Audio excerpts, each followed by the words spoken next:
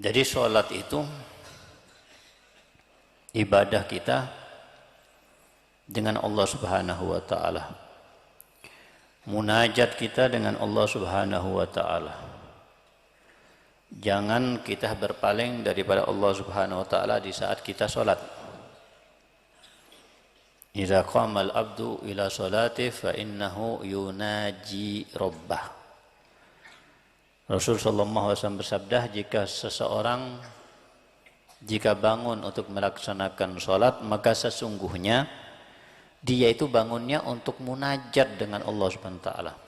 Apa munajat? Berbincang-bincang.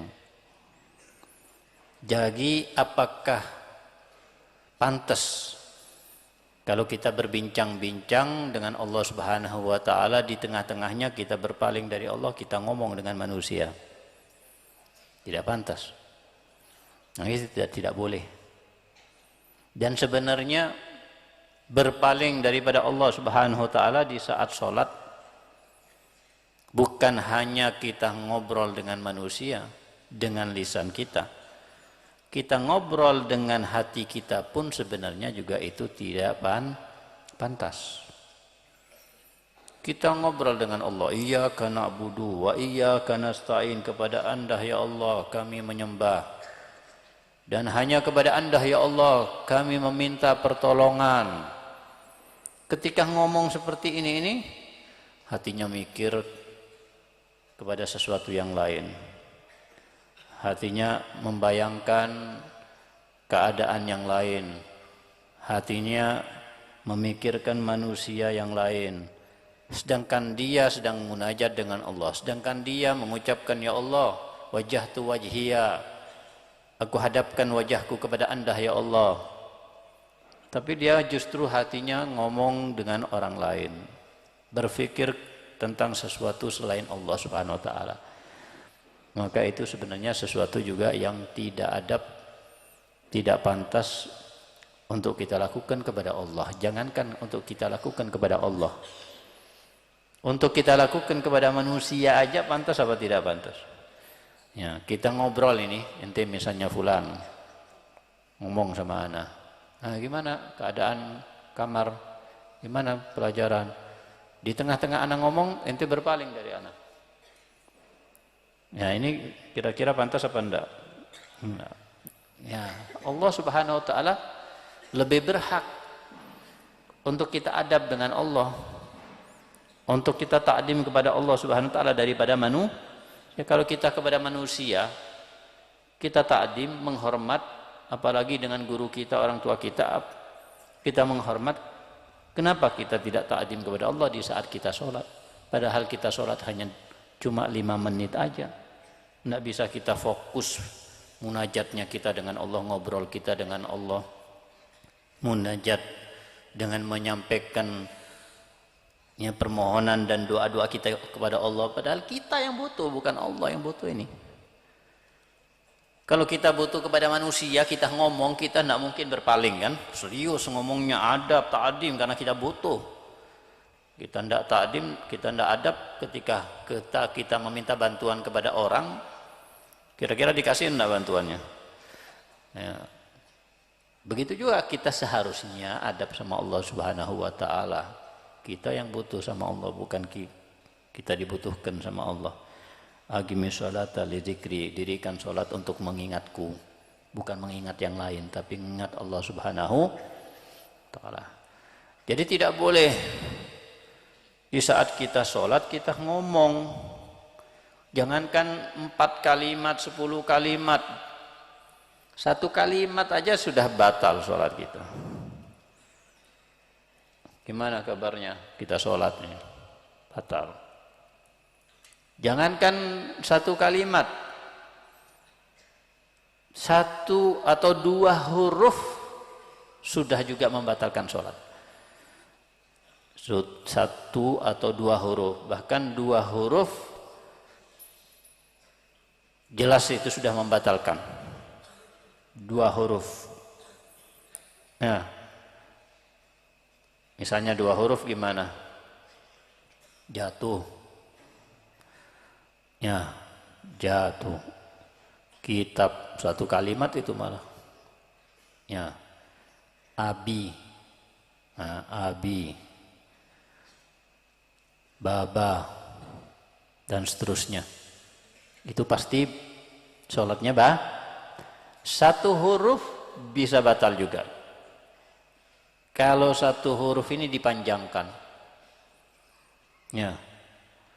Kalau satu huruf dipanjangkan. Kalau tidak dipanjangkan, tidak batal. Contohnya, ya, di tengah sholat, a, ba, ta, sa. Ini kan satu huruf, tapi tidak dipanjangkan. Itu tidak batal. Tapi kalau dipanjangkan, a, ba, bi, sa, satu huruf tapi dipanjangkan, maka hukumnya batal. Oleh karena itu ulama mengatakan kesimpulannya satu huruf tidak membatalkan sholat kecuali dalam beberapa keadaan.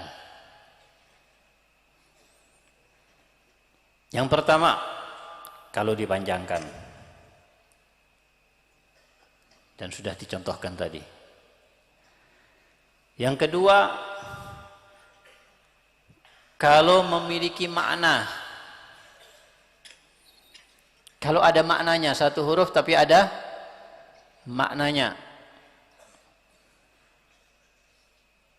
Dan dicontohkan oleh ulama. Contoh yang dicontohkan oleh ulama adalah fi. Jangan dipanjangkan, fi. Fi itu minal wafa. Wafa ya fi. Fi'il amr. Tepati. Fi itu tepati. Fi. Satu huruf bahasa Arab itu. Tapi satu huruf itu memiliki makna. Fi, tepati. Qi. Minal wiqayah. Melindungi. Menjaga. Qi. Jagalah, lindungilah. Ain. Ya, fokuslah. Perhatikanlah. Simaklah. Ada maknanya. Satu huruf bahasa Arab. Bahasa Indonesia juga kadang satu huruf ada maknanya kan. Kalau dia ba satu huruf kan, bi satu huruf. Tapi kalau bi maksudnya memanggil ayahnya abi, bi, maka hukumnya ba. Kalau niatnya manggil bi, ya, mi, manggil uminya, mi. Tujuannya memanggil, padahal cuma satu huruf. Batal. Kenapa? Karena mengandung makna bi. Yani wahai ayahku, mi, wahai umiku. Satu huruf, ya, baik itu Indonesia ataupun juga bahasa Arab, kalau mengandung makna maka hukumnya batal jika niat dengan makna tersebut. Kecuali kalau tidak niat, iseng aja, ta, bi, tidak niat apa-apa, tidak batal. Tapi bukan diulang-ulang terus, bi, ta, sa, a, ba, ta, sa, ji, semuanya satu huruf tapi diulang-ulang semuanya, batal itu. Nah, satu huruf terpisah-pisah tidak apa-apa, satu huruf, bi. Nanti ta, nanti berjalan waktu, ko, berjalan waktu, la. Nah, batal. Yang penting tujuannya apa? Kalau tujuannya bermain-main, enak juga kita coba nanti ini. Kalau tujuannya bermain-main, hukumnya batal kalau tujuannya main-main. Sholat kok tujuan main-main, sholat tujuannya bercanda. Jadi walaupun satu huruf batal. Loh katanya tidak batal. Kok bisa batal? Karena tujuannya dia main-main. Berarti satu huruf bisa batal kalau apa? Main-main niatnya. Satu huruf bisa batal kalau dipanjangkan. Satu huruf bisa batal kalau memiliki makna. Paham ya? Nah, kalau tidak dalam tiga keadaan ini tidak juga niatnya main-main, tidak ada tujuannya mengucapkan satu huruf yang ada maknanya, tidak juga dipanjangkan, maka hukumnya tidak batal. Walaupun berkali-kali, tapi di waktu yang tidak berturut-turut. Ya, berarti yang batal itu kapan? Kalau dua huruf. Yang batal di waktu sholat kalau dua huruf. Ya, seperti contoh tadi sudah baba, biba, baba dan seterusnya, buku, dua huruf. Itu batal. Dan satu huruf, dua huruf batal, apalagi satu kalimat. Dua kalimat. Maka menjadi batal. Selama tidak ada uzur. Kalau ada uzur, bahkan walaupun satu kalimat, dua kalimat, tiga kalimat, empat kalimat, tapi ada uzur, tidak batal. Karena ada uzur. Contohnya uzurnya apa? Contoh uzurnya adalah lupa. Lupa kalau dia sholat. Ini lupa ini. Ini gara-gara tidak khusyuk soalnya. Biasanya yang lupa-lupa ini kalau tidak khusyuk. Nanti makan apa? Oh iya, sholatan ini lupa nah. Jadi lagi sholat, tahu-tahu datang temannya lama tidak berjumpa. Kapan? Iya sholat ini ya. Sudah kadung ngomong kapan. Walaupun dilanjutkan, kapan datang? Tidak apa-apa. Yang penting jangan lebih dari 4 kalimat. Kapan datang? Ya Allah, gimana kabarnya? Apa? Jam berapa datangnya? Oh iya, sholat ini. Lupa tapi. Tetap karena terlalu banyak. Nah, kalau 4 kalimat masih dimaafkan. Bahkan sebagian ulama dimaafkan bahkan walaupun sampai ke 6 kalimat. Dalilnya apa? Dalilnya Nabi SAW pernah melihat satu sahabat ini sholat sunnah. Ya, kemudian temannya datang. Ketika temannya datang, bagaimana perkara tersebut? Lupa dia sholat. Oh iya sholat, dilanjutin. Sampai selesai. Nabi tidak menegur dan Nabi tidak menyuruhnya untuk mengulang sholat. Berarti menunjukkan sholatnya sah. Kalau sholatnya tidak sah, pasti sama Nabi ditegur. Kalau sholatnya tidak sah, pasti disuruh ulang. Biar tahu nanti sholatnya tidak sah tadi ngomong seperti itu. Kenapa kok tidak dianggap batal sholatnya? Karena dia lupa. Bahkan Nabi sendiri pernah lupa. Nabi sendiri pernah lupa. Pernah Nabi SAW dalam satu kisah yang dikisahkan dalam hadis Bukhari, yang perawinya yang dikasih gelar dengan Zul Yaden, yang punya tangan. Dinamakan Zul Yaden karena tangannya panjang. Punya tangan. Ya kalau punya tangan ya semuanya punya tangan. Maksudnya tangannya panjang. Memang panjang beneran. Ada yang bilang memang panjang beneran. Ada yang bilang maksudnya itu panjang tangannya itu dermawan. Fulan itu masya Allah panjang tangannya. Maksudnya dermawan. Nah, Zulyaden ini ikut berjamaah bersama Nabi SAW. Nah, nikmatnya kalau kita berjamaah bersama Nabi yang menjadi imam, Nabi luar biasa. Beruntung sahabat-sahabat Nabi itu. Mudah-mudahan kita mendapat berkah dari mereka semuanya insyaallah. Dan bisa suatu saat kita duduk bersama Nabi SAW insyaallah. Amin ya rabbal. Waktu itu sholat duhur. Sholat duhur itu kan berapa rakaat? 4 rakaat. Tapi Nabi 2 rakaat ketika tasyahud awal itu Nabi salam. Baru 2 rakaat ini. Bukan musafir, bukan gosor, bukan. Assalamualaikum warahmatullahi wabarakatuh. Assalamualaikum warahmatullahi wabarakatuh. Yang lain diam semuanya. Sayyidina Abu Bakar diam, Sayyidina Umar diam, Sayyidina Ali, Sayyidina Utsman diam. Karena mereka haibah. Karena mereka takdim kepada Nabi ini. Nggak berani ngomong. Ini padahal salah ini. Tapi mereka nggak mungkin berpikiran kalau Nabi salah. Tapi sebenarnya ini nggak sesuai. Mestinya berapa rakaat? 4. Jadi mereka nggak berani ngomong sama Nabi. Karena kan seperti itu kan. Kalau kita adab mungkin kepada guru kadang. Jadi gurunya ini nggak salah tapi lupa. Tapi muridnya sungkan mau ngingetkan. Nggak enak. Itu yang terjadi. Nah, ada Zulyaden yang berani ngomong. Ya Rasulullah, tusalli rakaaten. Agusirat as-shalah. Am nasit. Ya Rasulullah, Anda sholat 2 rakaat. Apakah sholat dirubah atau disingkat atau maksudnya diperpendek rakaat menjadi 2 rakaat? Am nasit atau Anda yang lupa ya Rasulullah?